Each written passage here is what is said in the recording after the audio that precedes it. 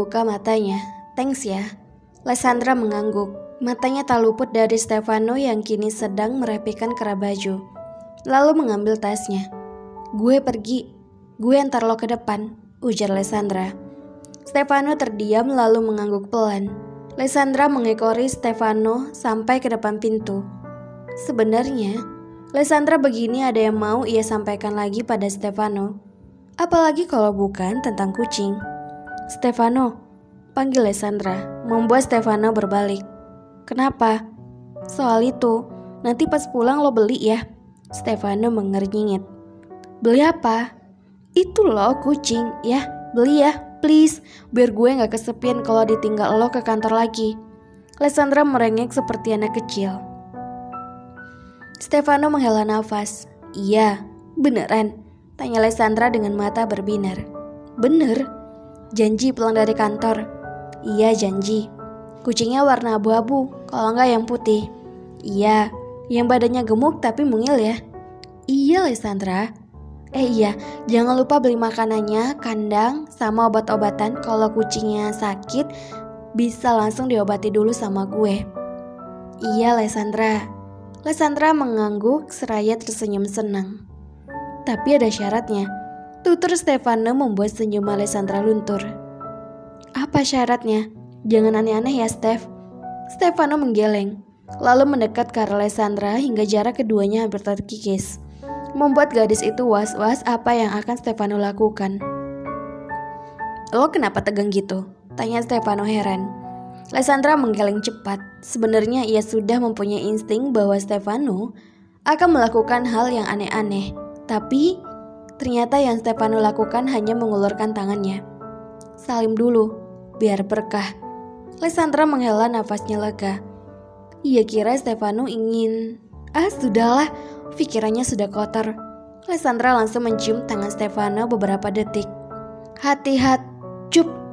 Lysandra terpaku, matanya membuka sempurna. Darah yang berdesir hebat saat merasakan benda kenyal menempel di ujung bibirnya sampai beberapa detik. Perutnya panas, badannya meremang hebat. Stefano mencium sudut bibir Lysandra. Laki-laki itu menjauhkan wajahnya sambil tersenyum manis seraya mengacak rambut Lysandra. Hati-hati di rumah, jangan kemana-mana sebelum gue pulang. Setelah mengatakan itu, Stefano pergi meninggalkan Lysandra yang hampir lupa caranya bernafas karena efek ciuman singkat darinya tadi. Gila, gue butuh oksigen, tolong. Bino menatap cincin yang ia beli tadi pagi dengan Lysandra. Hatinya hancur saat melihat gadis yang ia cintai kini sudah dimiliki orang lain. Tapi, apa yang Bino boleh buat selain sabar dan mengikhlaskan? Menurut Bino sendiri, cinta seseorang yang paling tinggi ialah merelakan orang yang ia cintai hidup dengan jodohnya. Gue harap setelah gue nikah sama Alexa gue bisa lupain lo sepenuhnya. Gue juga bakal pergi jauh dari lo, Ndra. Gue gak bisa deket-deket terus sama lo, hati gue hancur. Gue sudah berusaha ikhlasin lo, tapi yang ada gue makin tersiksa, lirih Bino. Ting, ponselnya mendapatkan pesan. Bino mengambil ponsel itu di atas nakas, lalu membaca pesan dari calon tunangannya. Alexa, Bino, tadi mama kamu nelpon katanya kamu mau ajak aku makan-makan ya? Bino, iya, malam jam 8 aku jemput kamu. Alexa, siap, aku siap-siap dulu kalau gitu. Bino, siap-siap kemana Alexa? Alexa, siap-siap kan mau ngajak aku makan, hehehe. Bino, nanti malam Alexa. Alexa, ih cewek itu dandannya lama, belum pilih baju, sepatu, make up, bikin alis, aku lama kan? Terus mandi, pilih gaya rambut, pokoknya lama deh. Bino, apa adanya aja, aku suka sama kamu yang natural. Alexa, tapi aku mau nyiapin baju dulu. Bino, yang ada aja, kan cuma makan-makan, kamu udah cantik tanpa make up juga. Alexa, ya deh kalau gitu aku off dulu ya, mau mandi. Bino, iya Alexa. Alexa, I love you. Bino, more.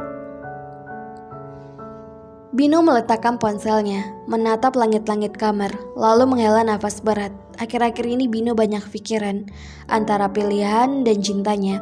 Hal itu membuat Bino bimbang. Jika tetap tetap memilih cintanya, tentu tidak akan ia dapatkan.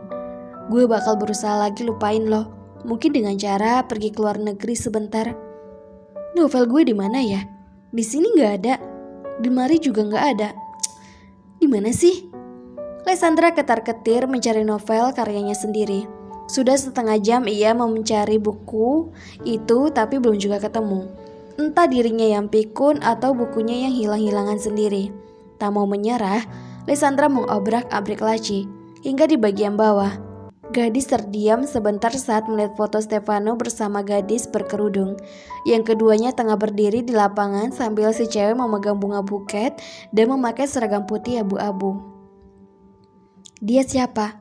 Apa mungkin pacarnya Stefano waktu sekolah? Lysandra mengambil bingkai foto itu. Cantik. Gak mungkin kalau Stefano gak naksir. Lysandra mengusap foto tersebut yang berdebu itu dan terlihat nama Stefano dan perempuan cantik itu.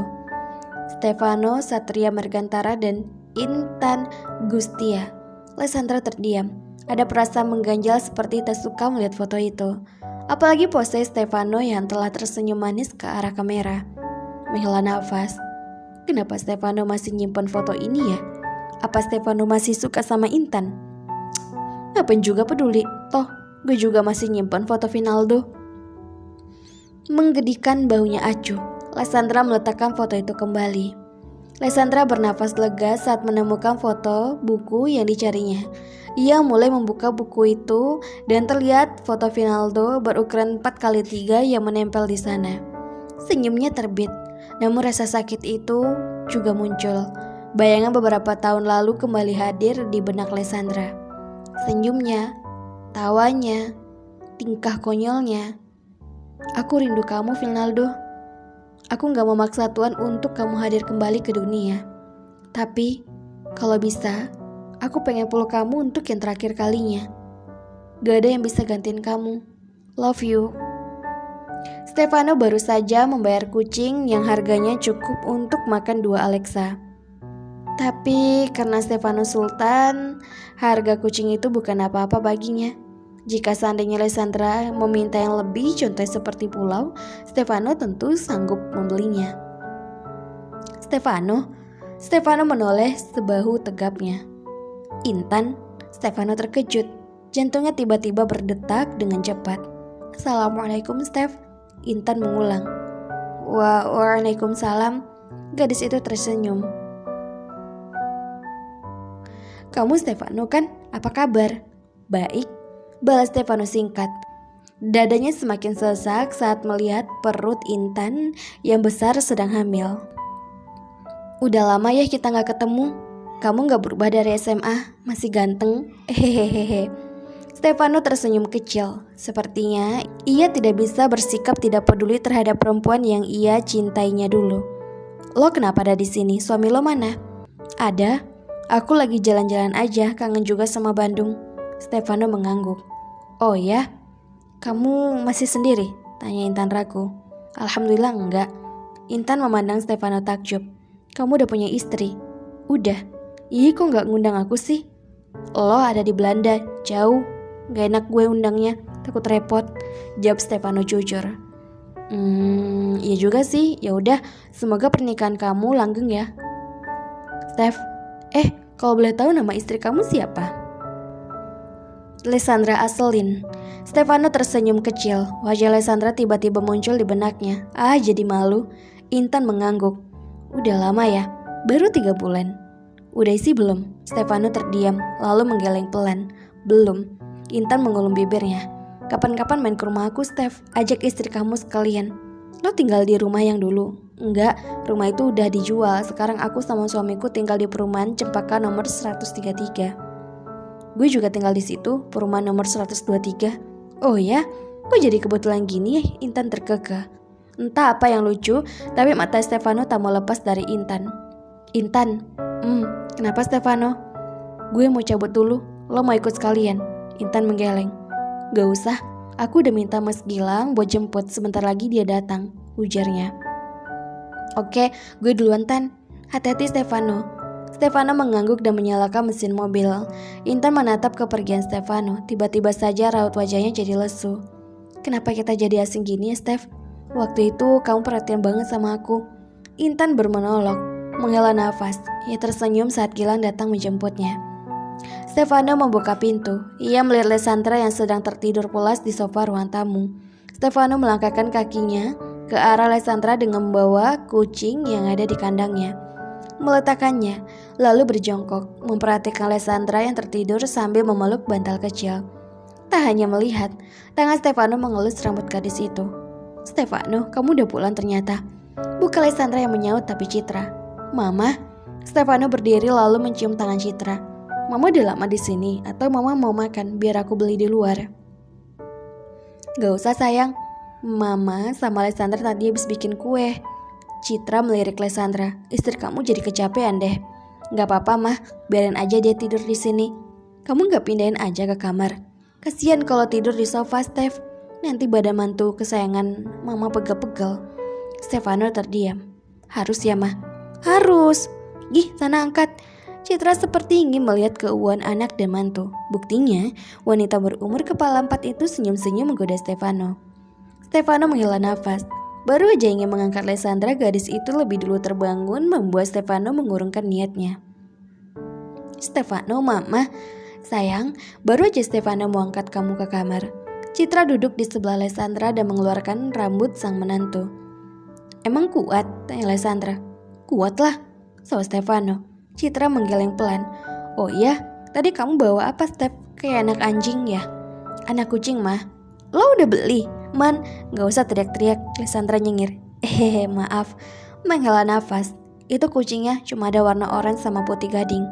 Lysandra mengangguk, berlari kecil menemui kucing yang Stefano beli. Halo sayang, sapa Lysandra pada kucing berwarna putih gading. Nama kamu siapa ya? Gimana kalau nama kamu Cici? Tapi kamu cowok apa cewek? Moza aja.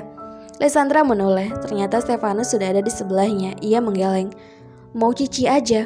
Moza, dia cowok dan namanya seperti kucing Rasulullah. Gak apa-apa, Cici aja lucu. Stefano menggeleng. Moza titik. Gak mau, gue maunya Cici titik.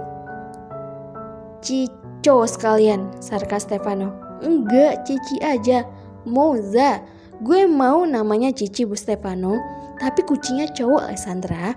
Ya gak apa-apa, yang penting ada nama, balas Lysandra. Namanya Moza. Moza atau gue kembaliin kucingnya? Oke Moza, ujar Lysandra cepat. Stefano diam-diam tersenyum kemenangan. Halo novelers semuanya, ketemu lagi nih di novel yang sebelumnya ya. Mimin belum ada upload ya. Jadi jangan kemana-mana ya, tetap di channel Mimin, channel Fevitaloka. Jangan lupa subscribe, like, dan komen. Karena dukungan kalian adalah semangat